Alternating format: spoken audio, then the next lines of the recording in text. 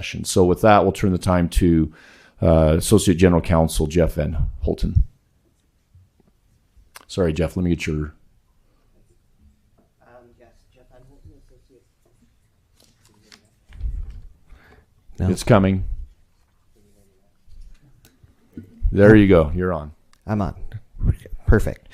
Jeff Van Holten, Associate General Counsel, here for the Legislature, Staffing the Education Committee. And as my colleague mentioned, we're nonpartisan staff, so we're here to present the concepts in the bill, but we do not support or oppose any legislation. I'm going to start at the bottom of this bill and kind of work backwards to explain the general concepts and just kind of dive a little bit deeper very quickly on what the audit was. So just as a reminder, the audit was regarding online education services that are used by LEAs. And these are typically used by LEAs via a contract.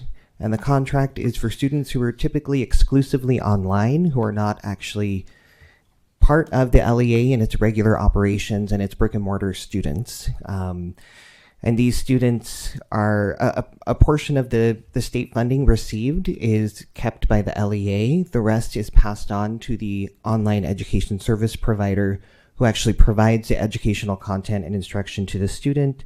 And if there is any funds remaining after the online education provider has given those educational services, the families of those students are allowed to use the remainder of the funding for certain purposes like physical education, extracurricular activities, and other things that are approved by the online education provider.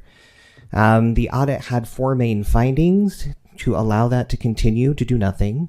The second was to decrease the amount of funding the state gives to those particular students, but to allow the practice to continue. The third was to shift that to a statewide contract and have the state board run it rather than LEAs. And the fourth was to take this practice, prohibit it, and roll the existing online education providers and those students who are primarily homeschool students over to the Utah Fits All program. The current bill before you is the fourth option, moving this over into the Utah Fits All program. So you'll see at the bottom of this bill, the last section is actually kind of where we begin, and we prohibit the practice of LEAs continuing to do this as their model. It does give them a 3-year phase-in, so it would allow this practice essentially to continue through 2029, but it puts LEAs and the families on notice that they need to begin transitioning away from continuing to do this. If you scroll up into the first half of the bill, that is where we transition over into the Utah Fits All program. So once this is prohibited, we would move this over into the Utah Fits All program.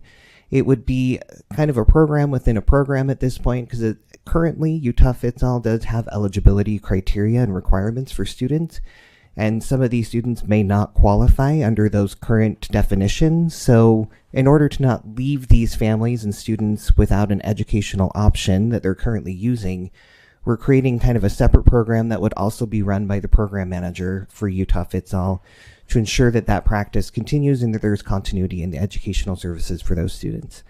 I'm happy to dive into the details of the bill, but those are the overarching concepts, and I can pass it back to the chair. All right, thank you. The clarifying questions for our legislative attorney. I've got Senator Reeby. Thank you, Mr. Chair.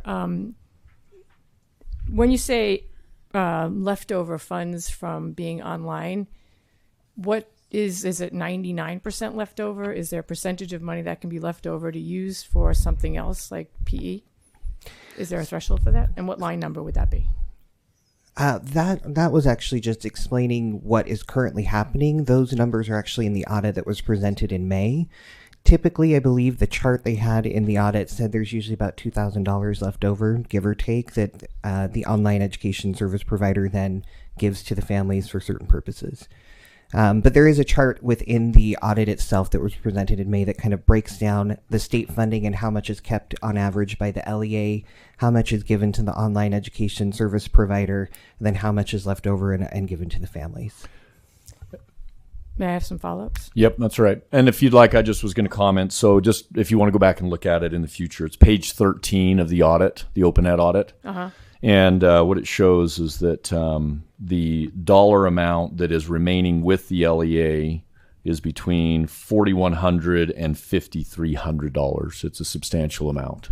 Okay, so there's three parts: what stays with the LEA, what goes to OpenED, and then what goes to the families. And that chart explains all of that in detail if you'd like to reference that. Thank you. The second question I have is, you said primarily this is dealing with homeschools. And so this would not be dealing with people that are going to a private school, because I know that Utah Fits All deals with a lot of private schools who are also using online education. Correct. And the way that we handle the transition over to the Utah Fits All program, we do allow these students and families to opt into the full program and apply, but they would need to go through the regular application process if they want full access to the Utah Fits All program, which would include scholarships for private schools. They're also allowed to continue to enroll in the LEA that they're currently considered enrolled with, that's bringing in that state funding for the model that's currently happening.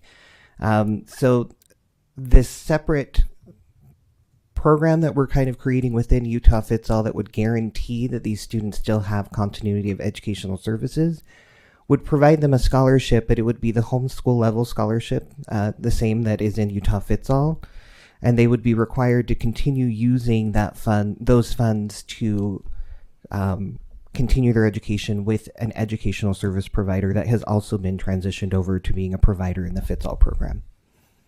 Thank you. My last question. Go ahead. Thank you.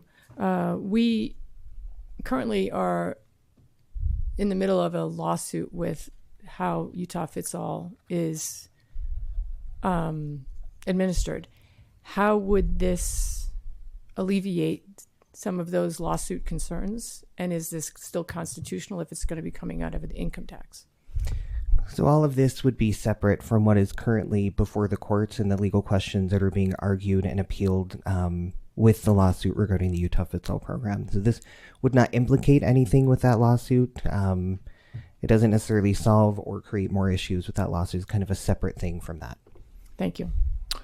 All right, Representative Perucci. Thank you. This is a really big bill, a part of a bigger bill and a bigger process, I would say, as we look at school choice in our state. And I think everyone, if we go back to the committee meeting where we talked about OpenED and how it's run, I believe it was Representative Lisenby who opened this bill, was the idea of, are we making sure we're maximizing tax dollars and that we're being consistent? And I appreciate the delay in this. If you'll notice, there's a 3-year phase in on this, because right now I think we're still working on making sure Utah Fits All is fully functional and responsive to parents and the needs of students, and we're doing our best on that, and there's a cleanup bill on that as well. But I just want to clarify that in this process, they would still be, should they go through OpenED or Harmony, right? Those students, that would be in a vendor that they would still be able to use. But if they go into the Fits All, that's different. So to Jeff's point, it is a program within a program, but I appreciate the phase-in because this would be almost doubling the amount of students that the program manager oversees. Right now we have a little over 14,000 students on Fits All, and this would add 12,000. So I think that getting this right, I appreciate the chair bringing it to the committee for discussion and continuing to work with us on it, because I think getting this right is going to be really important to the success of both programs. Thank you, Representative Perucci. We're going to go to Senator Fillmore online. Thank you, Mr. Chair. I've heard some things that maybe are conflicting in my mind, so I'd like some clarity. I think that this bill says that a school district that offers an online program cannot use a third-party vendor for that online program. Is that correct? You want to go ahead and comment, Jeff? That is partially correct. So if the LEA is utilizing something like the statewide online education program, or a vendor to provide online education to enrolled students that are also attending brick and mortar classes, that would not be prohibited here. This would be prohibiting the practice, however, so partially correct, of fully online students who are never enrolled in brick and mortar courses, and those online courses are exclusively provided by a third-party vendor and not from the LEA itself. So Jordan School District runs an online program, and they run it internally. You know, they have their own staff, and everybody's on payroll, and they just run their own program. But if 5 years from now they decided it would be more efficient and maybe get a better quality education for students, and again, these are students largely who they attend an online school and they can be enrolled from anywhere in the state. But if they decided that it was more efficient or got better results, if this was if they found a successful provider that was doing this for less money and getting better results, it sounds like this bill would preclude a school district from making that decision. That would be correct. Okay. All right. Thank you. Thank you for that, Claire. Thank you for those clarifying questions, Senator. I don't have any additional lights. We'll go to the public for public comment. If there's anybody here that would like to comment, please introduce yourself. State your name and who you represent. Thank you, Mr. Chair. Lexi Cunningham, and I represent the Utah School Superintendents Association. I'd like to thank this committee for slowing this process down. In talking to our LEAs that are working with these companies, they are very willing to engage with the legislature, with USBE if necessary. They want to be a part of the process so that we can make this right for districts and for families and for our students. So thank you for delaying the process and investigating more. Thank you. Are there any other public comments?